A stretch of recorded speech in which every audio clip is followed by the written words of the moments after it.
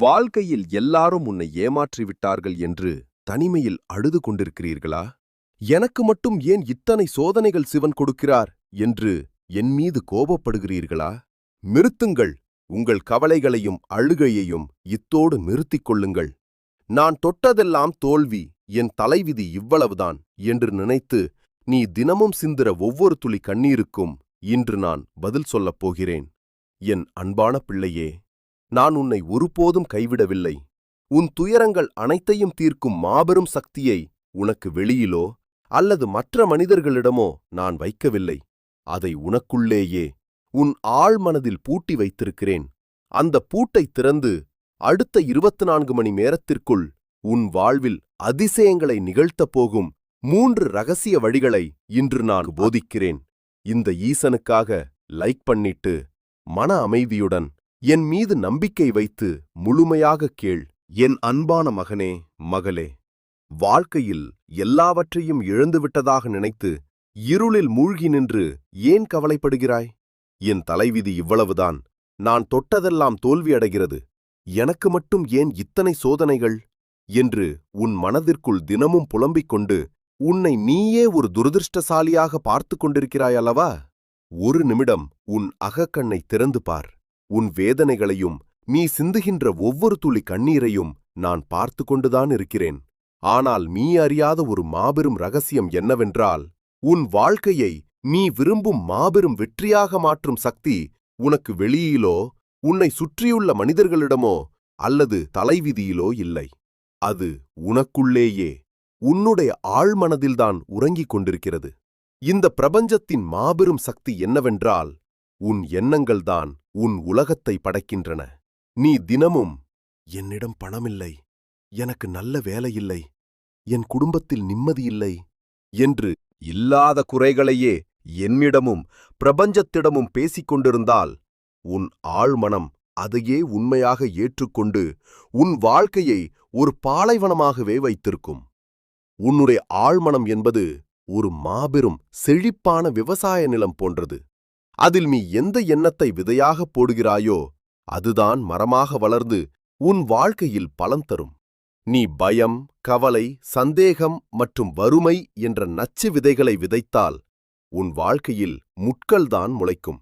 ஆனால் அதற்கு பதிலாக நம்பிக்கை, செழிப்பு மற்றும் நன்றியுணர்வு என்ற நல்விதைகளை விதைத்தால் உன் வாழ்க்கை ஒரு மாபெரும் நந்தவனமாக மாறும். இந்த கைலாயநாதன் சொல்வது உனக்கு புரியவில்லை என்று தெரிகிறது.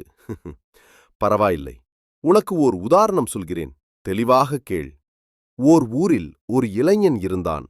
அவன் உன்னைப் போலவே தொட்ட காரியங்கள் எல்லாமே தோல்வியில் முடிந்ததால் ஒரு சிறிய தொழில் தொடங்கினாலும் நஷ்டமடைந்து வேலைக்குச் சென்ற இடத்திலும் பாராட்டு கிடைக்காமல் நான் ஒரு துரதிர்ஷ்டசாலி என்று தினமும் புலம்பிக் கொண்டே அவனுக்குள் ஒரு எதிர்மறை ஆற்றலை, அதாவது நெகட்டிவ் எனர்ஜியை வளர்த்துக் கொண்டான்.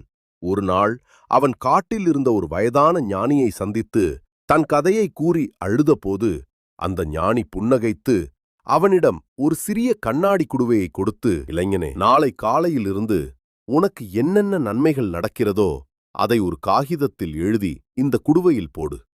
1 வாரம் கழித்து வா என்றார்.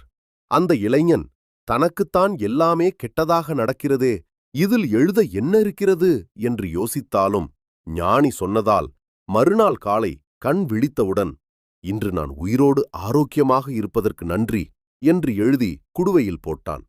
மதியம் ஒரு நண்பன் அவனுக்கு தற்செயலாக உணவளித்த போது, நல்ல நண்பன் கிடைத்ததற்கு நன்றி என்றும், மாலை அவனுக்கு ஒரு புதிய வேலைக்கான நேர்காணல் அழைப்பு வந்தபோது நன்றி என்றும் எழுதினான்.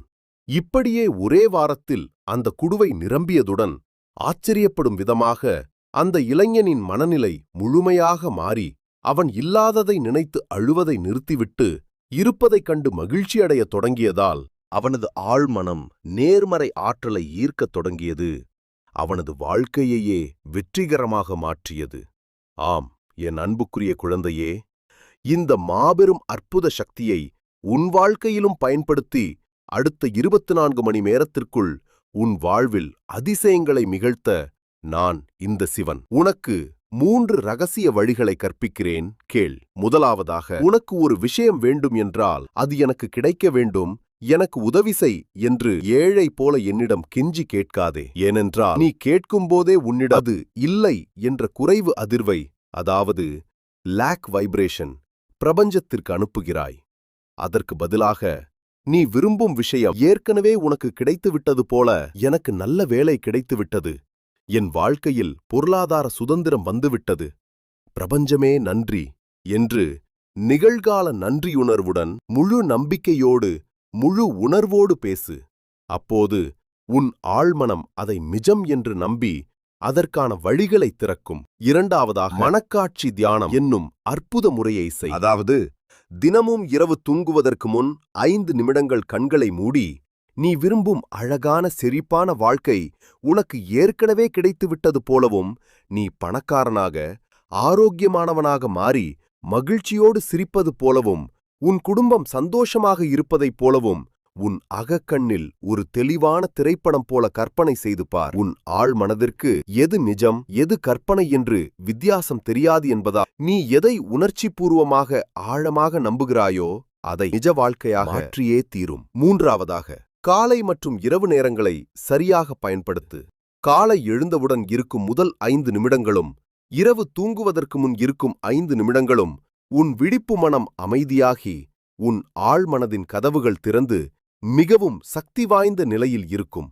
அந்த உன்னதமான நேரத்தில் பயத்தையோ கடனையோ கவலையையோ நினைக்காமல் அமைதியாக அமர்ந்து, என் வாழ்க்கையில் நல்ல மாற்றங்கள் வந்து கொண்டிருக்கின்றன, நான் பேரானந்தத்தால் சூழப்பட்டிருக்கிறேன், என் ஆசைகள் அனைத்தும் சரியான நேரத்தில் நிறைவேறுகின்றன என்று உன் ஆழ்மனதில் நேர்மறை விதைகளை ஆழமாக விதைத்திடு.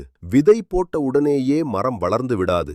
அதற்கு சிறிது காலம் எடுப்பது போல, நீ விதைக்கும் இந்த நல்ல சிந்தனைகளும் மெதுவாக உன் வாழ்க்கையை மாற்றத் தொடங்கும் என்பதால், எப்போது நடக்கும் என்று சந்தேகப்படாமல் பொறுமையுடனும் முழு நம்பிக்கையுடனும் இந்த வெற்றி பாதையில் வா. இன்று முதல் உன் எண்ணங்களை மாற்று, உன் வார்த்தைகளை மாற்று, உன் அதிர்வை மாற்று.